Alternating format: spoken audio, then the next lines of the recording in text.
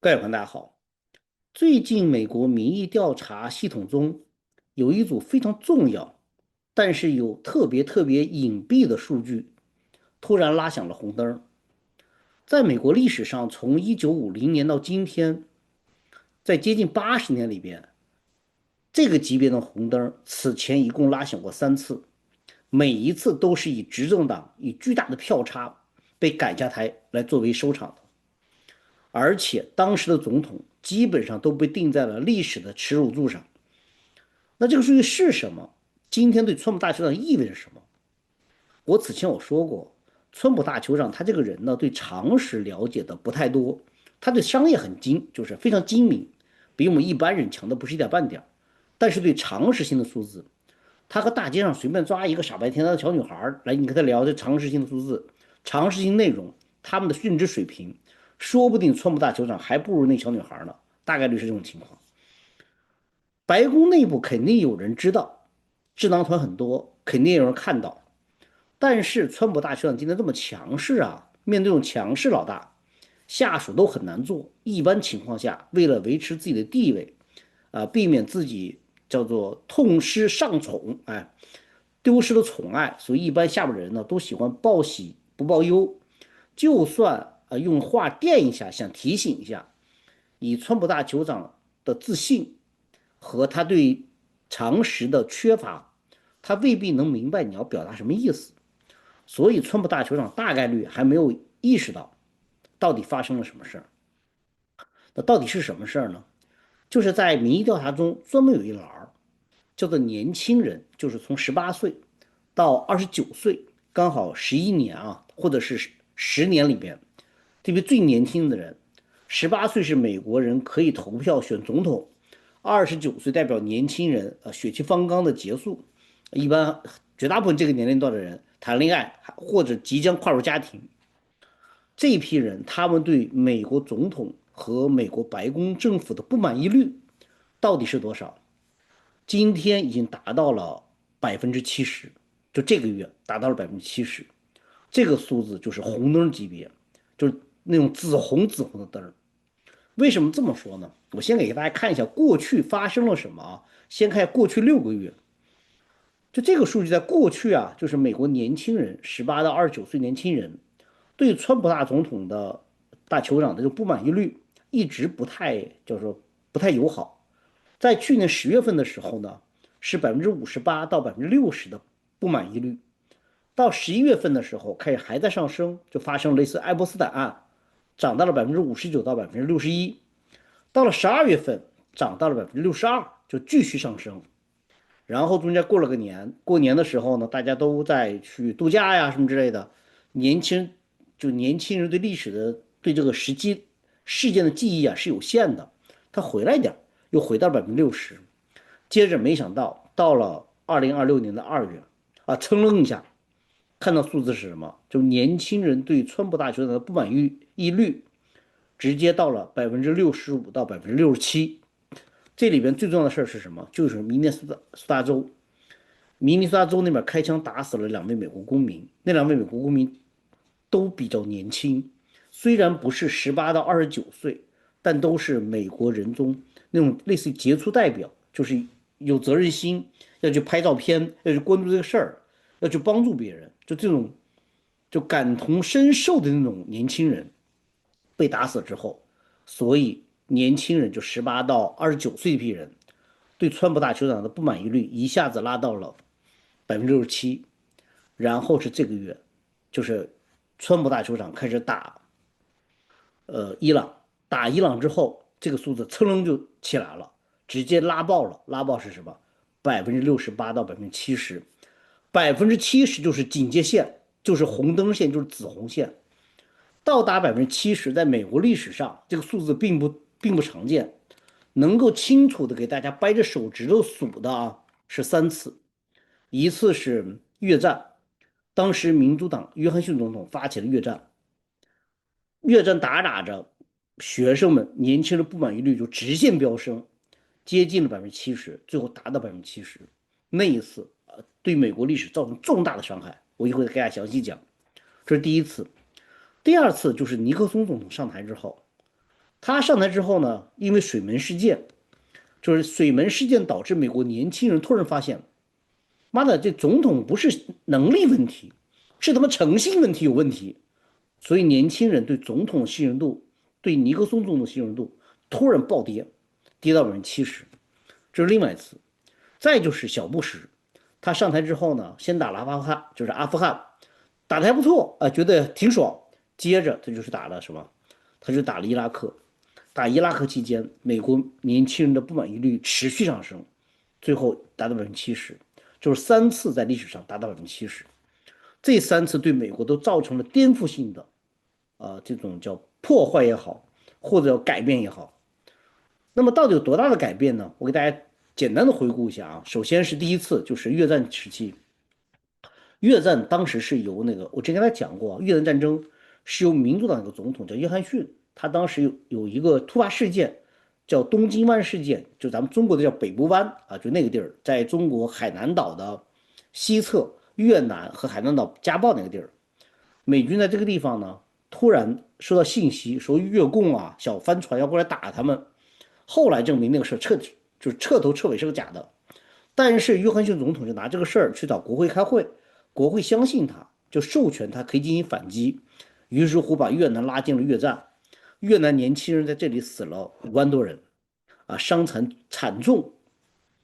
在这件事情上，年轻人就不满意越来越多，就不愿意打仗觉得总统不行。于是乎呢，整个这批年轻人在包括华盛顿 DC，开始在各个地方这种爆炸式的反抗，整个社会撕裂，包括民主党的这个信誉急降，急降到什么程度呢？就是约翰逊总统到最后选总统的时候他是可以再选一下的，但是他直接说了，对不起，我不再参加竞选了，我不参加连任竞选了。为什么？因为他知道参不参加他都选不上，这第一个。不仅他选不上，他妈民主党谁上都选不上，而且就算是他要去选，他也会以一种最耻辱的，就有可能比分就落差到一个极巨大的一个情况，他被选下去，就这么一种情况。所以约翰逊呢，虽然不是引咎辞职，但是是引咎辞选。在此前就是因为有肯尼迪这些牛逼的民主党的总统，所以民主党在当时的美国，就是约翰逊之前的美国，民主党叫做一手遮天，完全把共和党盖了帽了。就那种年轻人也多，美国处于一个高速发展的状态，年轻人有自我的意识，包括年轻人希望有更丰富的性爱，什么堕胎的权利等等一系列都和年轻人相关。所以年轻人对民主党特别喜欢，所以整个美国都喜欢民主党，包括约翰逊、包括肯尼迪等等，都是民主党执政。所以民主党在那个时候在美国那就如日中天，完全就没有共和党什么事儿，甭管选州长、选市长还是选总统都一样。但是就因为越战这个事儿，美国年轻人对于美国总统的不满意率达到了70%，此前就有民调历史以来，这是第一次。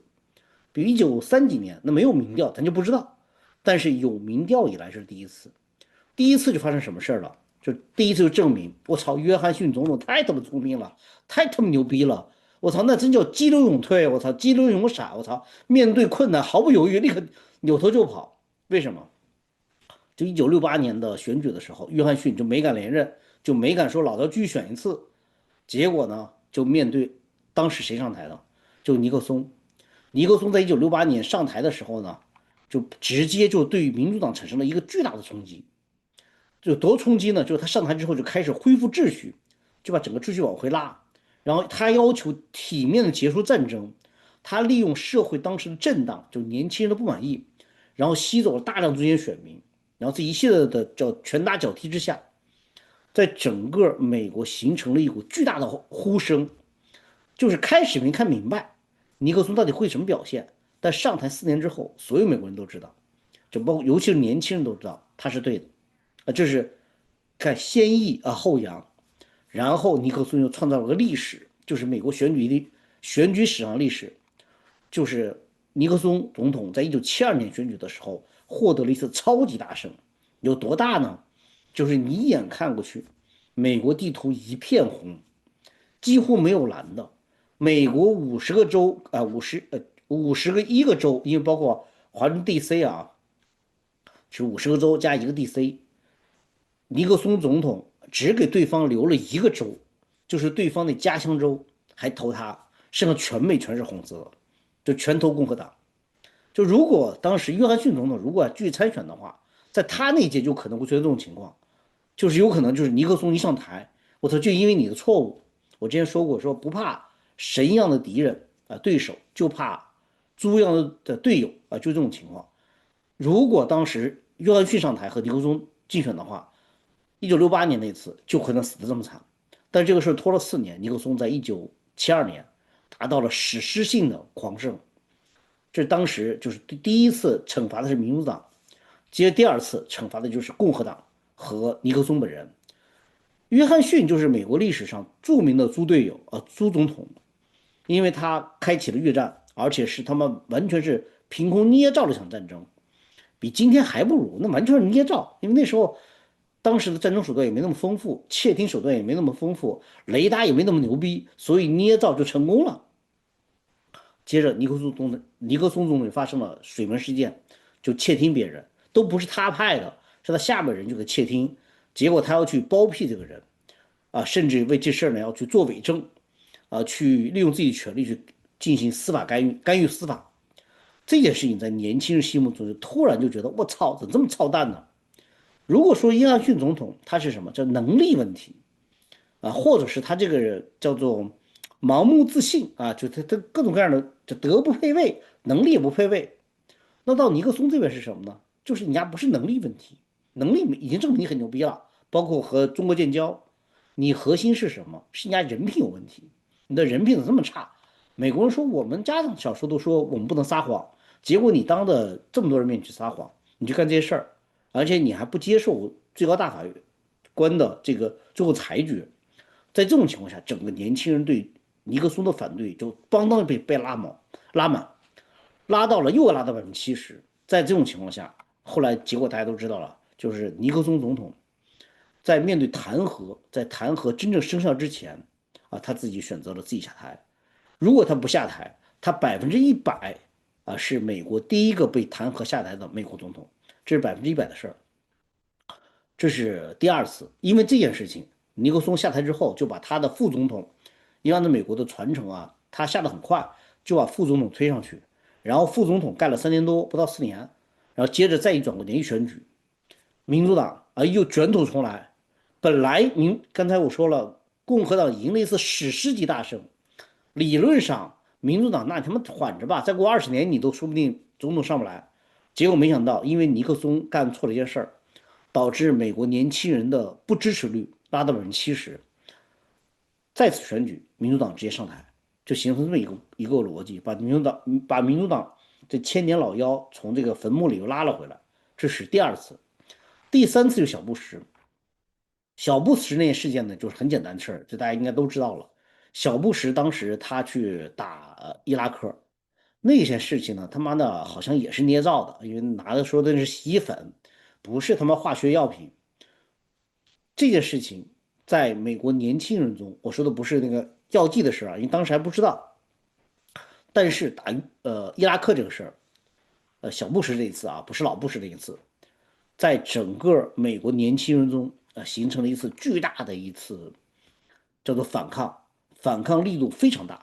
反战比例非常高，就仿佛再回到了1960几年，就当时美国年轻人去反对越战那种感觉，尤其是在美国大学圈子里边和媒体圈子里边。当然不像1960几年，当时是直接和政府对抗，直接烧毁了征兵卡，甚至直接有警察开枪打死了抗议的学生。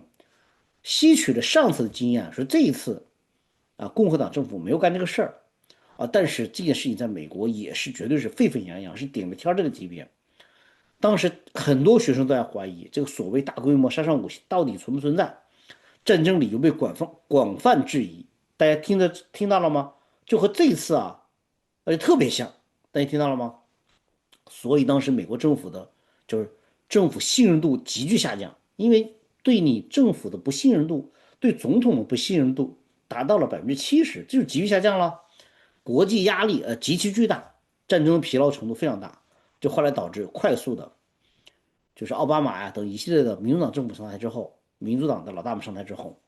就直接把所有的一切都回退，然后撤军的撤军，政策转向转向，终于把这个事儿呢回到了一个原位，也就是这3次你看到了吗？就实现了民主党上，啊、这个民主党下，共和党上共和党下，民主再上，然后再下再上，这种节奏感，而且每一次都是史诗型大胜。这一次川普大酋长，他现在面临的问题就和此前是一样的。如果说这次和他以前面临有点不太一样的是什么呢？就是以前的美国学生也没那么特说，在肯尼迪在约翰逊刚上台的时候，就对他的不满意程度就有50%多，以前也没有这么高。这次是川普大酋长上台之后，美国学生对他不满意程度就50%多，接近60%，所以最后提升这个只提升10%，别的总统呢可能提升就不满意程度要提升20%，甚至30%才能达70%。这可能是唯一里边能找到说咱们要排查一下有什么不一样的，这可能是唯一不一样的。但是其他的事情几乎都是一模一样，2次都是因为战争，一次是越南，一次是伊拉克，这次是伊朗，2次都是美国总统面临弹劾一次是尼克松，一次有可能这一次就是川普大酋长会面临弹劾。然后当时尼克松最后自己宣布下台，有可能川普大酋长真的走到那一步的时候，说不定也可能会提前说老子就算了，曼斯你晓得上吧，老子准备下了，也是有可能的。就今天这些事情就是美国年轻人对总统的不满意度，这不满意的这个数字又达到了一个今天的这个数字。可惜就是川普大球场，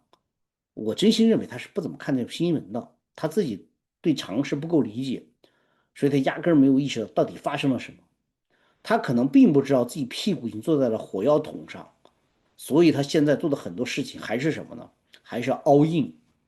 他的性格就是这个样子，就老子不服输，只要老子不离牌桌，老子就不是输家。只要股票不卖，哪怕跌到1分钱一股，老子他妈也没有全输，卖了就净亏了嘛。所以川普大学就喜欢不停的加注，最后希望来把大的，能够全部赢过来。在他过去的商业帝国中他这套策略肯定赢了很多次，就他有这种非常强烈的路径依赖。但是此时此刻，这个路径依赖是否还能给他这种相似的、类似的帮忙，很难说，有可能就帮不上了。因为商业帝国的规则还是简单一些，一个大商人想处理好一个国家，即使像胡佛那样那么牛逼的总统，都把这儿给干砸了，更况且川普大酋长还不如胡佛总统那么牛逼。所以现在所有的一切，对川普大酋长都是未知的。而对于整个美国，对于共和党而言，都是一次重大的一次挑战。共和党现在老大们，我估计每天晚上睡不好觉，因为所有的数据能打开看到的，几乎全都是最糟的。不论是越战，那还是水门事件，还是后来到了小布什的伊拉克战争问题，最后都是执政党以大比分的数据败北，导致了整个美国政治重新洗牌。而且每次洗牌之后，此前那一届的就共和党如果表现不够好的情况下，包括共和党的负责人，包括美国总统，都会被定在历史的耻辱柱上的。包括民主党也是一样的不特指某一个党。总之，这个数字就是美国年轻人18到29岁的年轻人对美国总统、美国白宫的信任度再次拉到了历史的巅峰时刻。会发生什么事儿呢？不清楚，我们且行且看。我认为并不乐观。好，我是大师，希望今天这个节目呢，能够用一组一般人不去看的数据，帮大家分析历史上的相似点，找规律找到规律之后呢，我们一起分析一下，一起判断一下下一步有可能会发生什么事儿。希望今天节目呢对您有所帮助。如果您认为还可以的话，请您帮我点赞、点关注、点转发、留评论，感谢您，我是大师。